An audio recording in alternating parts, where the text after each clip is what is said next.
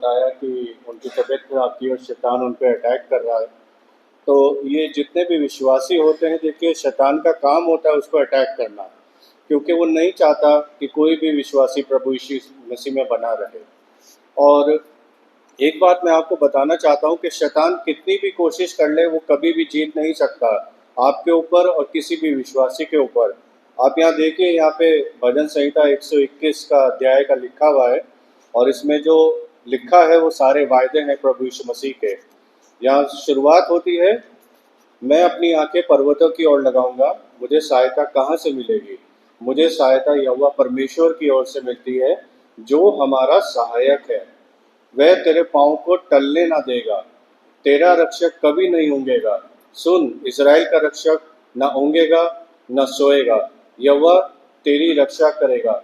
यहोवा सारी विपत्तियों से तुझे तुझे छुड़ाएगा। देखिए यहाँ पे लिखा हुआ है कि यहोवा तेरी रक्षा करेगा, सिर्फ शैतान से ही नहीं परंतु सब चीज़ों से, जो भी विपत्तियाँ, बीमारियाँ, रोग, कोई भी परेशानी हो। यहाँ पे वायदा है प्रभु यीशु मसीह का कि यहोवा तेरी रक्षा करेगा और तेरे सारी विपत्तियों से छुड़ाएगा।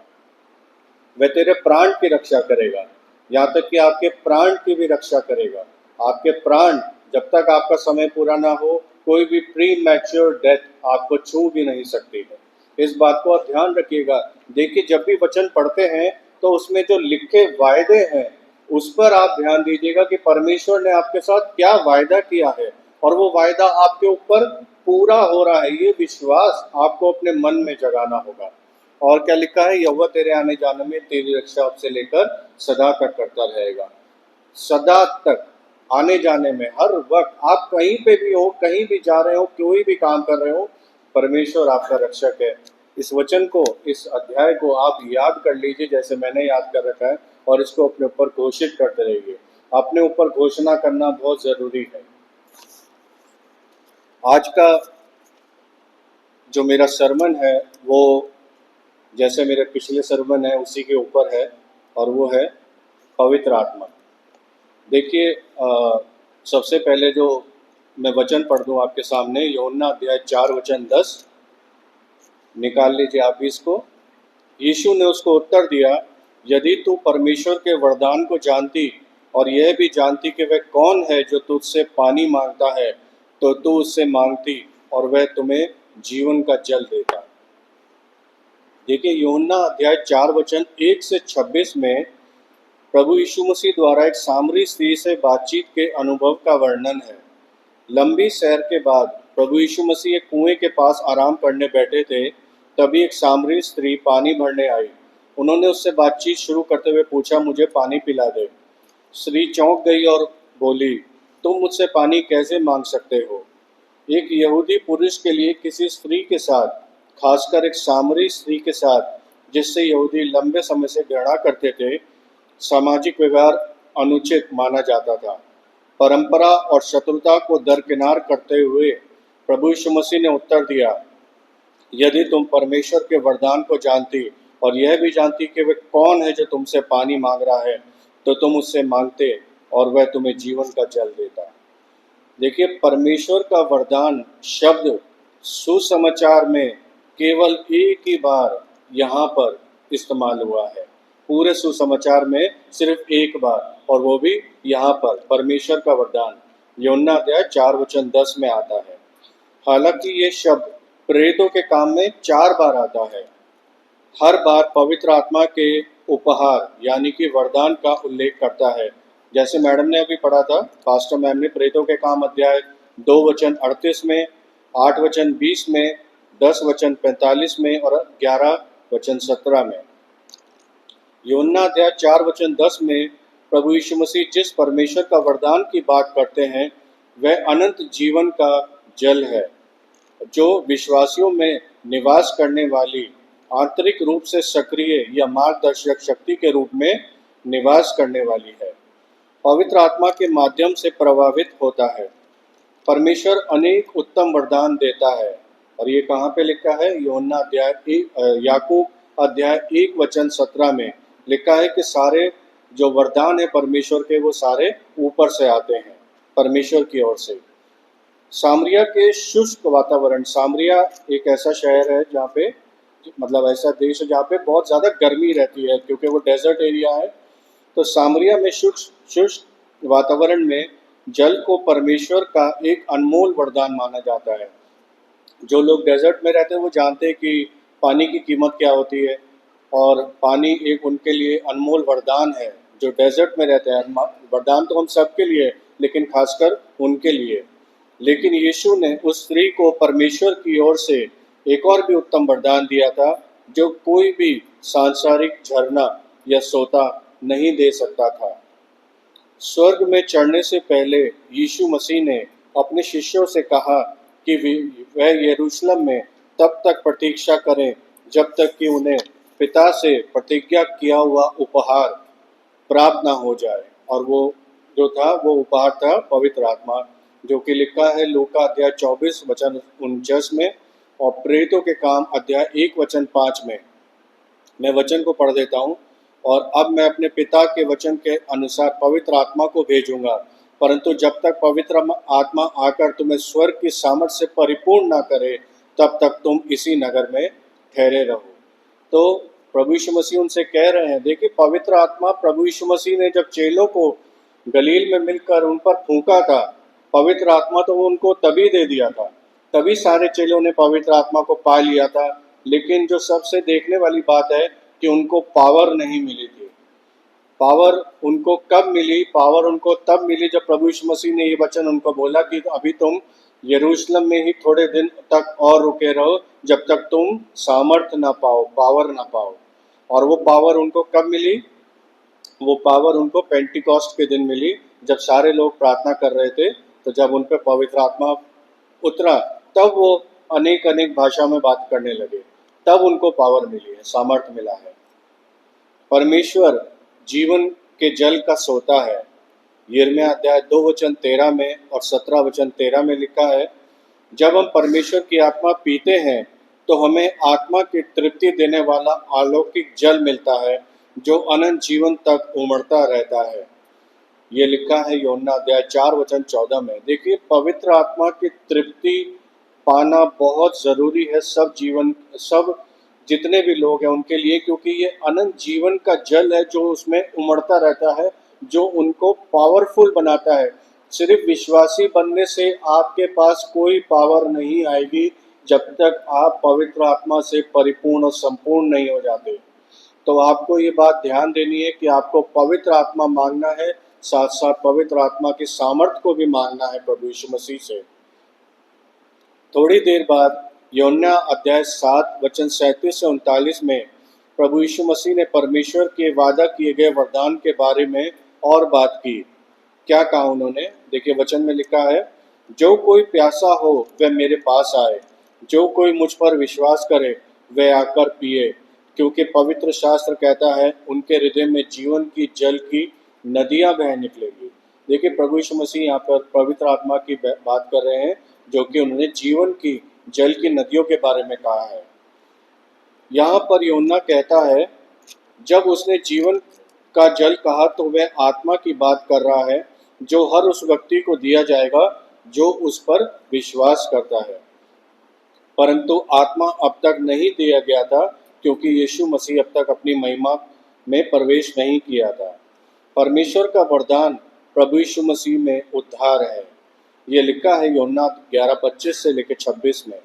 यहाँ एक उपहार है, यह एक उपहार है क्योंकि हम इसे अर्जित नहीं कर सकते, क्योंकि हम इसके योग्य नहीं हैं। देखिए पवित्र आत्मा को पाना एक गिफ्ट है जो प्रभु यीशु मसीह ने वायदा किया है।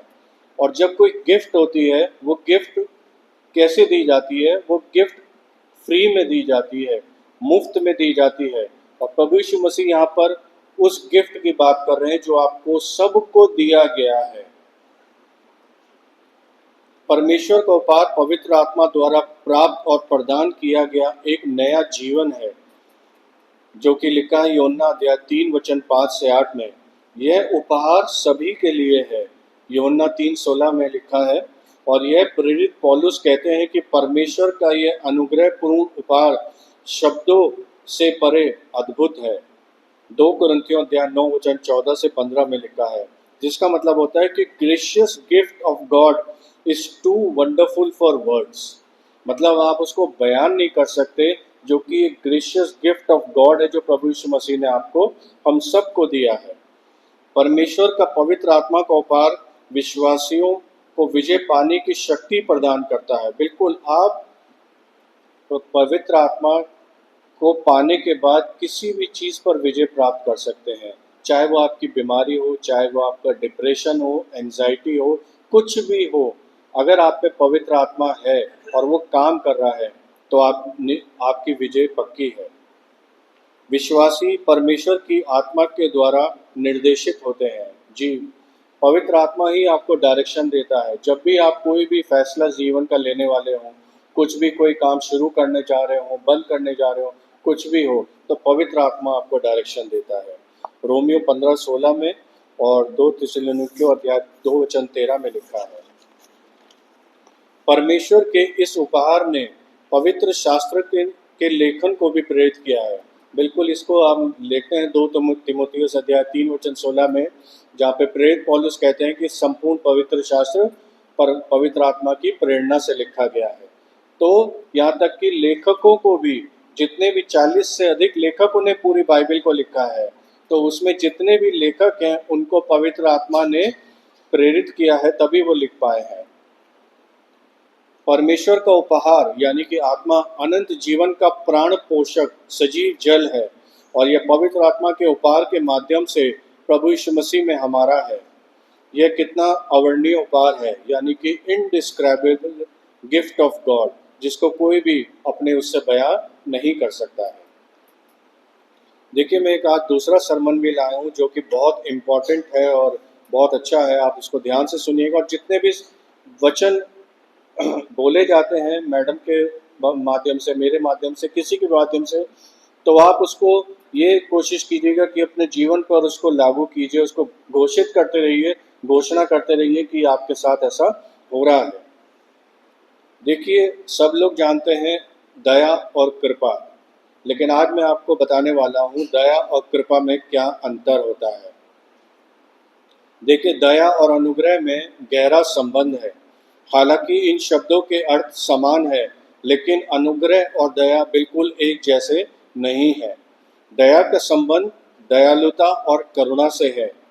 इसका उल्लेख अक्सर इस संदर्भ में किया जाता है कि ईश्वर हमें हमारे पापों के अनुसार दंड नहीं देता। बिल्कुल, परमेश्वर हमारे पापों के अनुसार दंड नहीं देता, नहीं तो पूरी दुनिया इस वक्त दंडित हो रही होती। लेकिन ये परमेश्वर की दया है कि हमारे पापों के अनुसार वो हमें दंड नहीं देता।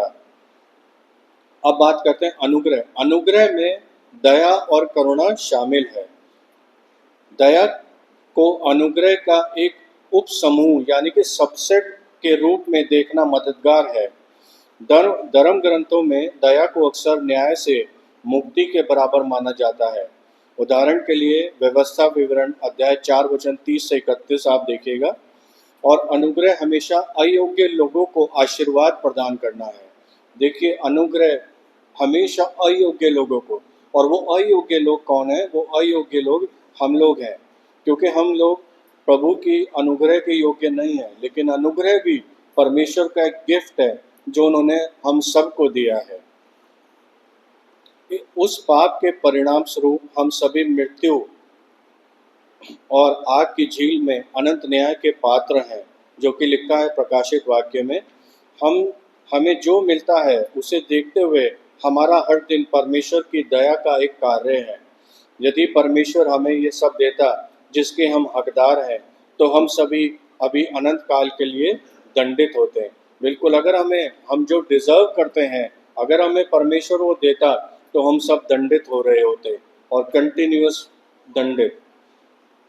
भजन संहिता अध्याय 51 वचन 1 से 2 में दाऊद पुकार कर कहता है, वचन में लिखा है, हे परमेश्वर, अपनी करुणा के अनुसार मुझ पर दया कर, अपनी बड़ी दया के अनुसार मेरे अपराधों को मिटा दे, मेरे सारे अधर्म को धो डाल और मुझे मेरे पापों से शुद्ध कर। यहाँ पे राजा दाऊद भी देखिए अपनी पापों से माफ़ी मांग रहे हैं और दया की गुहार लगा रहे हैं। परमेश्वर की दया के लिए विनती करना उससे दया दिखाने और उस न्याय को ना देने के लिए कहना है जिसके हम पात्र हैं। हम परमेश्वर से किसी भी अच्छी चीज़ के लायक नहीं हैं। परमेश्वर का हम पर कोई भी अच्छी चीज़ का कोई ऋण नहीं है। हम जो भी अच्छा अनुभव करते हैं वह परमेश्वर के अनुग्रह का परिणाम है। इफिसियों अध्याय 2 वचन 5 में लिखा है। अनुग्रह को सरल शब्दों में अनअर्जित अनुग्रह कहा जाता है। बिल्कुल, अनअर्जित का मतलब होता है अनडिजर्व। हम लोग उस अनुग्रह को डिजर्व नहीं करते, लेकिन प्रभु यीशु मसीह का उपहार वरदान है कि उन्होंने हमें अनुग्रह दिया है। परमेश्वर हम पर अनुग्रह करता है, वह हमें स्वीकृत और कृपा दिखाता है, हमें उन अच्छी चीज़ों से आशीषित करके जिनके हम हकदार नहीं हैं और जिन्हें हमें कभी भी अर्जित नहीं कर सकते हैं। सामान्य अनुग्रह उन आशीषों को संदर्भित करता है जो परमेश्वर समस्त मानव जाति को उनकी आत्मिक स्तर की परवाह किए बगैर परवाह किए बिना प्रदान करता है। देखिए, दो तरीके के अनुग्रह होते हैं। एक सामान्य अनुग्रह जिसको कॉमन ग्रेस बोलते हैं।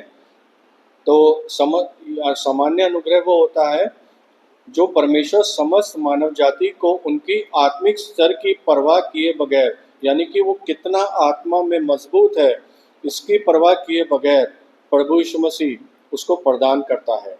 और जबकि एक होता है उद्धारक अनुग्रह। वह विशेष आशीष है जिसके द्वारा परमेश्वर अपने चुने हुए लोगों को उनके पुनर्जन्म और पवित्रीकरण के लिए प्रभुता पूर्वक बिना योग्यता के दिया दिव्य सहायता प्रदान करता है। और ये उद्धारक अनुग्रह होता है सेविंग ग्रेस। तो एक कॉमन ग्रेस होता है और एक सेविंग ग्रेस होता है। तो ये सेविंग ग्रेस विशेष आशीष है जिसके द्वारा परमेश्वर अपने चुने हुए लोगों को, जो कि उसके द्वारा चुन लिए गए हैं, उनके पुनर्जन्म और पवित्रीकरण, यानी कि उनके पुनर्जन्म और पवित्रीकरण मतलब उनका सैंक्टिफिकेशन के लिए प्रभुता पूर्वक बिना योग्यता के दिव्य सहायता प्रदान करता है। प्रभु यीशु मसीह के द्वारा प्राप्त उद्धार में दया और अनुग्रह स्पष्ट है। देखिए, उद्धार आपको मिलेगा तो ये जरूर आप मान लीजिएगा कि आपको दया और अनुग्रह दोनों मिलेगा प्रभु यीशु मसीह के द्वारा। हम न्याय के पात्र थे, परंतु मसीह में हमें परमेश्वर की दया प्राप्त होती है और हम न्याय से मुक्त होते हैं। मसीह में हमें अनंत उद्धार, पापों की क्षमा और भरपूर जीवन प्राप्त होता है। ये लिखा है यूहन्ना अध्याय 10 वचन 10 में, जहाँ पे लिखा है कि चोर केवल चोरी करने, घात करने और नष्ट करने के लिए आता है, परंतु मैं इसलिए आया हूँ कि वे जीवन पाएं और बहुतायत का भरपूर जीवन पाएं।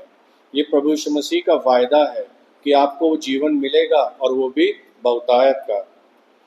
यह सभी अनुग्रह के उपहार हैं। देखिए, मैंने आज दो उपहारों की बात करी है। एक है आपको पवित्र आत्मा का उपहार, जो कि आपके विश्वास करने के बाद आपको दिया जाता है, और दूसरा उपहार है परमेश्वर की दया और उसके अनुग्रह। देखिए, परमेश्वर आपको गिफ्ट दे रहा है। आपको कोई गिफ्ट देता है तो आप मना करते हैं क्या? कोई भी मना नहीं कर सकता। गिफ्ट फ्री की होती है, लेकिन हम गिफ्ट को गिफ्ट की तरह लें। कई लोग होते हैं जो गिफ्ट तो ले लेते हैं, बाद में कहते हैं पता नहीं क्या दे दिया, ये तो मुझे ज़रूरत भी नहीं थी, ये तो ये वो। तो वो नहीं, परमेश्वर आपको गिफ्ट दे रहा है, और ऐसा गिफ्ट आपको दुनिया में क्या ब्रह्मांड में कोई नहीं दे सकता। उस गिफ्ट को एक्सेप्ट कीजिए और इस गिफ्ट का इस्तेमाल कीजिए। देखिए, कई लोग गिफ्ट देते हैं तो लोग उनको रख देते हैं, उसका इस्तेमाल भी नहीं करते। लेकिन परमेश्वर आपको वो गिफ्ट दे रहा है जो आपको ज़रूर इस्तेमाल करनी चाहिए। परमेश्वर का अनुग्रह और दया और पवित्र आत्मा। परमेश्वर की दया और अनुग्रह के प्रति हमारी प्रतिक्रिया आराधना और धन्यवाद में घुटने के बल गिरकर होनी चाहिए। मेरा मकसद यही है कि आपको परमेश्वर के उस अनुग्रह और दया के लिए जो प्रतिक्रिया देनी है वो आराधना और धन्यवाद के साथ प्रभु यीशु मसीह के सामने घुटना टेक कर उसको देनी है, क्योंकि ये गिफ्ट आपको कोई और नहीं परंतु प्रभु यीशु मसीह दे सकते हैं। इब्रानियों 4:16 घोषणा करता है, आओ हम अनुग्रह के सिंहासन के निकट हियाव बांधकर चलें कि हम पर दया हो और वह अनुग्रह पाए जो आवश्यकता के समय हमारी सहायता करता है। यहाँ पर प्रेरित पौलुस कह रहे हैं कि आओ हम अनुग्रह के सिंहासन के निकट हिया बांध कर चलें कि हम पर दया हो और वह अनुग्रह पाए जो आवश्यकता के समय हमारी सहायता कर सकता है। देखिए, अब मैं प्रेयर करना चाहता हूँ आप सबके लिए, हम सबके लिए जो यहाँ पे जितने भी मौजूद हैं, और वो प्रेयर है चंगाई के लिए। जब मैं प्रेयर करता हूँ तो आप उस चंगाई को महसूस कीजिए कि वो चंगाई आपको मिल गई है। जब तक आप विश्वास नहीं करेंगे, जैसा प्रभु यीशु मसीह हर चंगाई से पहले या मिरेकल से पहले पूछते थे, क्या तुझे विश्वास है कि तू चंगा हो जाएगा, या तुझे क्या विश्वास है कि मैं तुझे चंगा कर दूंगा। तो जब 10 कोढ़ी मिले थे उनको, तो 10 कोढ़ियों को उन्होंने चंगा किया, तो वो भी जाते जाते शुद्ध हो गए, और उसमें से एक लौट कर आया, बाकी नहीं आए। तो प्रभु यीशु मसीह ने उनसे पूछा था कि क्या सिर्फ एक ही आदमी मिला जो परमेश्वर का धन्यवाद कर सकता है, क्या वो पूरे पूरे 10 तुम शुद्ध नहीं हुए? तो वो शुद्ध हुए, लेकिन विश्वास के साथ शुद्ध हुए, और उसमें से एक धन्यवाद करने आया प्रभु यीशु मसीह का। तो आपके साथ भी जो भी परेशानी, जो भी कष्ट, बीमारी, रोग, कुछ भी, आपको अपने दिल में विश्वास करना है कि आप चंगाई पा रहे हैं। आइए हम लोग प्रार्थना करते हैं। सर्वशक्तिमान पिता परमेश्वर यहोवा, प्रभु यीशु मसीह, पवित्र आत्मा, आपके सामने एक बार फिर से प्रभु इकट्ठा होते हैं और आपके इस वचन को दोहराते हैं जो आपने मत्ती अध्याय 18 वचन 20 में कहा है कि जहाँ 2 या 3 जन मेरे नाम में इकट्ठे होते हैं, मैं उनके बीच में उपस्थित होता हूँ। प्रभु परमेश्वर यहोवा, मैं जानता हूँ प्रभु कि आप हमारे बीच में हैं प्रभु इस वक्त, और हमारी प्रार्थनाओं को सुन रहे हैं, उन्हें ग्रहण कर रहे हैं प्रभु। विश्वास के साथ आपके सामने हम जो भी आपसे मांगते हैं, हम प्रभु विश्वास करते हैं कि आप हमें वो दे दिया है और हमने उसको रिसीव कर लिया है। प्रभु यीशु मसीह, जितने भी लोग यहाँ पर मौजूद है प्रभु, जिस भी परेशानी से, जिस भी दुख से, जिस भी तकलीफ से, मुसीबत से प्रभु गुजर रहे हैं प्रभु, आप जानते हैं प्रभु, उन सबको हील कर दीजिए प्रभु। जितने भी लोग प्रभु, हम सब जितने भी हैं, बीमार हैं, रोग हैं प्रभु, तरह तरह की बीमारियां, रोगों से ग्रस्त है प्रभु, आज मैं प्रभु उन सारी बीमारियों को, उन सारे रोगों को, उन सारी कमजोरियों, निर्बलताओं, दुर्बलताओं को प्रभु यीशु मसीह के नाम से डांटता हूँ और हमारे सबके शरीर से बाहर निकालने की आज्ञा देता हूँ। मैं प्रभु यीशु मसीह का लहू हम सब के शरीर पर लगाता हूँ और उस शक्तिशाली लहू की दुहाई देता हूँ और प्रार्थना करता हूँ कि उस लहू से हमें चंगाई मिल गई है। हमारी जितनी भी कमजोरियां, निर्बलताएं, दुर्बलताएं, बीमारियां, रोग हैं, हम वो सब ठीक हो गए हैं और हमने चंगाई को पा लिया है। हमारे शरीर का एक एक सिस्टम, एक एक ऑर्गन, एक एक मसल्स, बोन्स, जॉइंट्स, टिश्यूज, एक एक आर्टरी, एक एक वेन्स, एक एक सेल्स, एक एक न्यूरॉन, एक एक नेफ्रॉन, एक एक शरीर का फाइबर प्रभु यीशु मसीह के नाम से हील हो गया है। मैं उन सारे कैंसरस सेल को, उस अनवांटेड सेल्स को, उन उस अन जो भी हमारे शरीर में अधिकताएं से हैं, उन सारे को प्रभु यीशु मसीह के नाम से, शरीर से, हम सब के शरीर से बाहर निकालने की आज्ञा देता हूँ। वो सारे सेल जो अनवांटेड है, वो सारे प्रभु यीशु मसीह के नाम से मर गए हैं, उनका मल्टीप्लिकेशन बंद हो गया है और वो प्रभु यीशु मसीह के नाम से टूट के बिखर गए हैं। मैं प्रभु यीशु मसीह के नाम की चंगाई हम सब पर, जितने भी यहाँ पे मौजूद हैं और जितने भी हमारे घर के परिवार के लोग हमारे घरों में हैं, हमारे रिश्तेदार दुनिया में जहाँ जहाँ भी, उन सब पर चंगाई घोषित करता हूँ प्रभु यीशु मसीह के नाम से, आमीन।